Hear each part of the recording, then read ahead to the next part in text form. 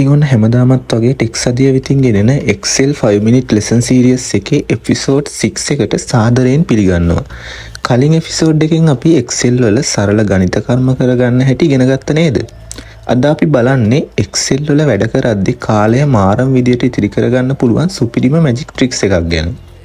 ඒ තමයි 1 2 3 ඉලක්කම් 100ක් එහෙම නැත්නම් දින 365ක් එහෙම නැත්නම් මාස 12ක් එකින් එක ටයිප් කරන්නේ නැතුව එක ක්ලික් එකකින් පල්ලෙහාට ඩ්‍රැග් කරලා ඔටෝ ෆිල් කරගන්නේ කොහොමද කියලා.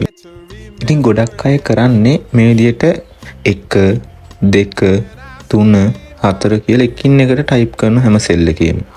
හැබැයි අපි එහෙම කරන්න ඕනේ නෑ. අර වෙන මේක 2 3 කියලා මම එකින් එකට ටයිප් කරගන්නවා. මම මේක සම්පූර්ණ අයින් කළා. මම පළවෙනි A1 සෙල් එකේ 1 කියලා ටයිප් කරනවා.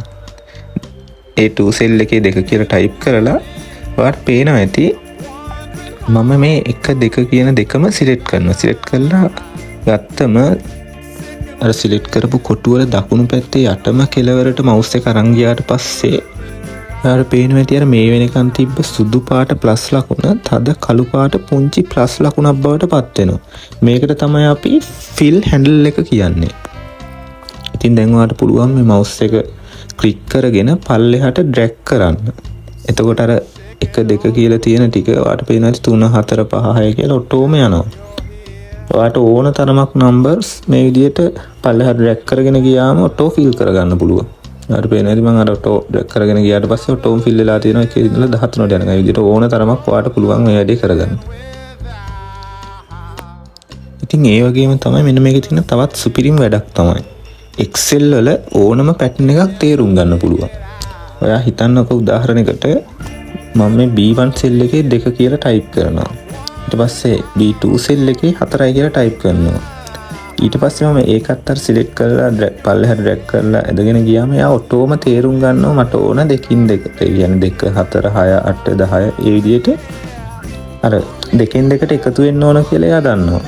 මේ විදිහට එයාට ඕනම Excel පැටර්න් එකක් තේරුම් ගන්න පුළුවන්.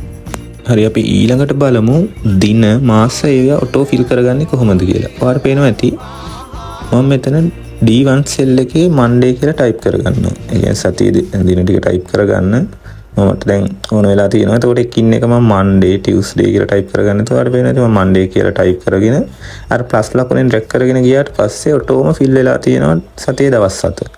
ඒ වගේම තමයි මම දැන් ජනවාරි කියලා මේ E1 සෙල් එකේ ටයිප් කරගත්තට පස්සේ එකත් පල්ලෙහාට ඩ්‍රැග් කරගෙන ගියාම ඔටෝම මාස 12 ෆිල් වෙනවා. ඒතකොට මම එකින් එකට ටයිප් කර ඉන්න ඕන නැහැ. ඊට පස්සේ ටයිප් වෙලා තියෙනවා ඔටෝම. ඉතින් බැරි වෙලා හරි ඔයාලට මේ ඩේට් එක මන්ත් එක ඕන තැන එහෙම නැත්නම් ඔයාලට අවශ්‍ය ඩේට් එක ඕන තැනට වම් පැත්තේ ටේබල් එකක් තියෙනවා නම් fill handle එක උඩ මේ විදිහට ඩබල් ක්ලික් කරාට පස්සේ ටේබල් එක ඉවර වෙන තැනට ඔටෝ ෆිල් වෙනවා.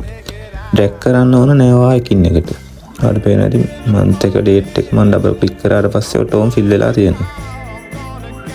ඉතින් මෙන්න මේ විදිහට ඔටෝ ෆිල් ට්‍රික්ස් එකෙන් ඔයාගේ පැය ගණනක ඩේටා එන්ට්‍රි වැඩ විනාඩියෙන් කරගන්න පුළුවන්.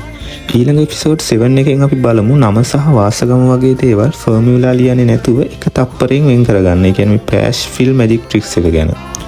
වීඩියෝ එක හොඳයි නම් ලයික් කරන්න. ඒ වගේම ටෙක්ස් අධිය channel එක subscribe කරන්නත් අමතක කරන්න එපා. ඔයාගේ අදහස් පහලින් කමෙන්ට් කරන්න.